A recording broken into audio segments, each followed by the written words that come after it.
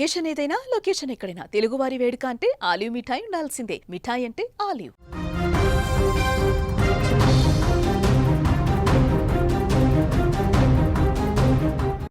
సముద్రం అల్లకల్లోలంగా మారింది. ఒకటి కాదు, రెండు వాయుగుండాలు. ఈ మాట కాస్త గాబర పెట్టిన బంగాళాఖాతంలో ఇదే జరుగుతుంది. బంగాళాఖాతంలో వాతావరణ పరిస్థితులు అనూహ్యంగా మారుతున్నాయి. ప్రస్తుతం సముద్రంలో ఒక వాయుగుండం కొనసాగుతుండగానే మరొకటి ఏర్పడేందుకు పరిస్థితులు అనుకూలంగా ఉన్నాయని వాతావరణ శాఖ నివేదికలు చెబుతున్నాయి. మలక్కా జలసంధి సమీపంలో ఏర్పడిన తీవ్ర అల్పపీడనం మంగళవారం ఉదయం నాటికి బలపడి వాయుగుండంగా మారిపోయింది. రాబోయే 2 రోజులలో దీనిపై స్పష్టత రానుంది. 24 గంటలలో పశ్చిమ దిశగా, ఆ తర్వాత 24 గంటలలో పశ్చిమ వాయువ్య దిశగా కదిలేటువంటి అవకాశం ఉంది. ఇది తుఫానుగా రూపాంతరం చెందొచ్చని వాతావరణ శాఖ అధికారులు సూచిస్తున్నారు. శనివారం లేదా ఆదివారం నాటికి తమిళనాడు, ఏపీ తీరాల వైపు వెళ్ళవచ్చని కూడా అంచనా వేస్తున్నారు. ఇక ఇదే కాకుండా నైరుతి బంగాళాఖాతంలో శ్రీలంక మరియు భూమధ్య రేఖకు సమీపంలో మరొక అల్పపీడనం ఏర్పడింది. ఇది ఉత్తర వాయువ్య దిశగా కదులుతూ బుధవారం నాటికి తీవ్ర అల్పపీడనంగా, ఆ తదుపరి 24 గంటలలో వాయుగుండంగా బలపడే అవకాశం ఉంది. ఈ రెండో వ్యవస్థ మరింత బలపడి ఉత్తర తమిళనాడు వైపు కదిలే సూచనలు కనిపిస్తున్నాయి. దీని ప్రభావం ఆంధ్రప్రదేశ్, తమిళనాడు రాష్ట్రాలపైన ఉండే అవకాశం ఉందని వాతావరణ నిపుణులు అంచనా వేస్తున్నారు.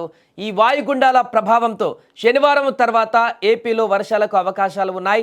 శనివారం ప్రకారం ఇక శ్రీ పొట్టి శ్రీరాములు, నెల్లూరు, వైఎస్ఆర్ కడప, అన్నమయ్య, తిరుపతి, చిత్తూరు జిల్లాలలో భారీ వర్షాలు, అలాగే ఆదివారం ప్రకాశం, నెల్లూరు, వైఎస్ఆర్ కడప, అన్నమయ్య, తిరుపతి, చిత్తూరు జిల్లాలలో భారీ నుంచి అతి భారీ వర్షాలు, శ్రీ సత్యసాయి, నంద్యాల, బాపట్ల, పల్నాడు, గుంటూరు, కృష్ణా, ఎన్టీఆర్, ఏలూరు, పశ్చిమ గోదావరి జిల్లాలలో భారీ వర్షాలు కురుస్తాయని కూడా అంచనా వేస్తుంది. మిగిలిన ప్రాంతాలలో తేలికపాటి నుంచి ఓ మోస్తారు వర్షాలు కురిసే అవకాశం ఉందని తెలిపింది. సముద్రంలో అధిక వేగంతో గాలులు వీచి అలజడిగా మారనున్న నేపథ్యంలో గురువారం నుంచి మత్స్యకారులు వేటకు వెళ్లరాదని విశాఖలోని తుఫాను హెచ్చరికల కేంద్రం అధికారులు కూడా సూచించారు. దీంతో ప్రజలందరూ కూడా కొంత అప్రమత్తంగా ఉండవలసినటువంటి సమయం అయితే ఆసన్నమైంది. ముఖ్యంగా మత్స్యకారులు సముద్ర వేటకు వెళ్ళడానికి పూర్తిగా ఈ యొక్క వాయుగుండాలు అల్పపీడనాలుగా మారినటువంటి సందర్భంలో, ఈ సందర్భంలో చేపల వేటకు వెళ్లకుండా ఉండేందుకు జాగ్రత్తలు తీసుకోవాలంటూ చెప్తున్నారు. ఇలాంటి సమయంలో ఎవరు కూడా వేటకు వెళ్ళకుండా ఉండాలంటూ కూడా చెప్తున్నారు.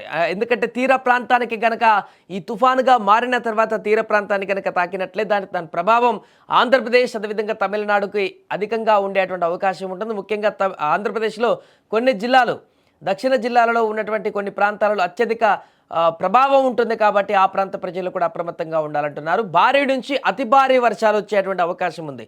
ఈ రెండో అల్పపీడనం అనేది, వాయుగుండం అనేది రేపటి వరకు క్లారిటీ రానుంది. అది ఏ దిశ మార్చుకుని ఎటువైపు వస్తుందనేది. ఆల్రెడీ ఒక అల్పపీడనం ఏర్పడింది.